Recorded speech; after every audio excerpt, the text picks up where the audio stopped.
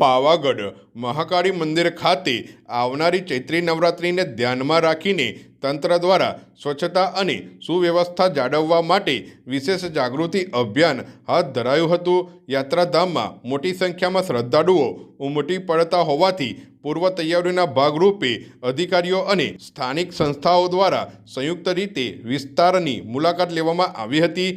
અભિયાન દરમિયાન પાવાગઢ બસ સ્ટેન્ડથી લઈને દુધિયા તળાવ સુધી સફાઈ, દબાણમુક્ત માર્ગો અને યાત્રાળુઓને સરળ અવરજવર મળી રહે તે અંગે ખાસ ધ્યાન આપવામાં આવ્યું। અધિકારીઓએ વેપારીઓ સાથે બેઠક કરી યાત્રાધામ વિસ્તારમાં સ્વચ્છતા જાળવવા તેમજ રસ્તાઓ પર કોઈપણ પ્રકારનું દબાણ ન કરવા અપીલ કરી હતી। આ ડ્રાઈવમાં હાલોલના મામલતદાર, રેવન્યુ વિભાગના અધિકારીઓ, પાવાગઢ પોલીસ સ્ટાફ અને ગ્રામ પંચાયતના સભ્યો હાજર રહ્યા હતા।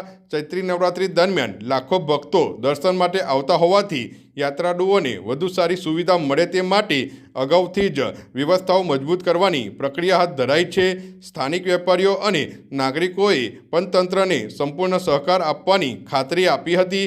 સ્વચ્છતા જાળવવા, દબાણમુક્ત માર્ગો રાખવા અને યાત્રાધામની પવિત્રતા જાળવવા સૌએ સંકલ્પ વ્યક્ત કર્યો હતો। સર, આજે ક્યાં ડ્રાઈવ યોજવામાં હતી, શેના માટે અને શું આગોતરું આયોજન છે ચૈત્રી નવરાત્રિને લઈને? ચૈત્રી નવરાત્રિના અનુસંધાને આજ રોજ પાવાગઢ બસ સ્ટેશનથી દુધિયા તળાવ સુધી આજ એક ડ્રાઈવનું આયોજન કરવામાં આવેલું હતું। સદર ડ્રાઈવમાં revenue department, forest department, panchayat વિભાગ, પોલીસ વિભાગ તથા તમામ વ્યાપારી મિત્રો અમારી સાથે હાજર હતા।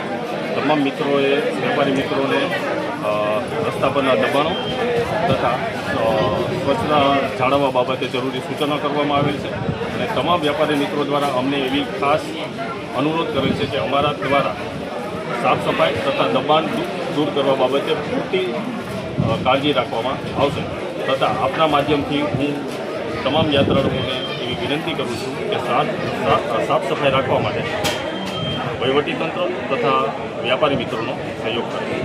આપનું નામ? સંદીપ, મામલતદાર હાલોલ।